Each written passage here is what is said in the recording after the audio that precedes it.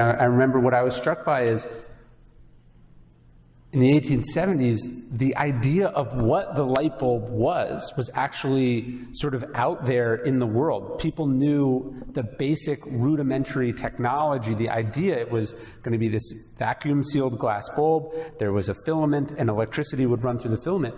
Edison's greatness was not any of that. He came to that concept later than those other inventors. What Edison did was figure out what the filament would be.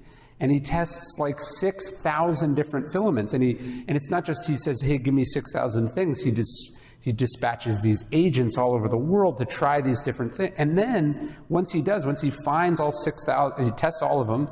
At one point he tests hair from his beard. He tests all these different filaments, and he has this idea that it's not just that it has to work. He says it has to work for at least 1,000 hours. He has some sense of what makes it commercially viable. And then that's only the first problem. It's got to light New York. How do you deliver electricity to a fucking city block, right? Like, that's never been done before. And then so he has this second idea of borrowing the gas lines that are there to deliver it, and then he has to come up with how you actually generate the activity. So Edison, like I think most great people, really is an incredible problem solver, and he locks on to something, and once he locks on, he doesn't give it up. I contrast, there have been smarter generals before, but Grant goes, this is what we're doing, and we're not leaving until it's done.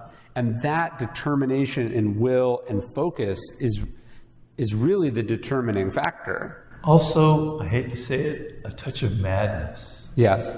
Like, it's kind of what Edison did was mad. Everyone thought he was crazy. And in fact, it was a little bit crazy. He was totally OCD about this thing.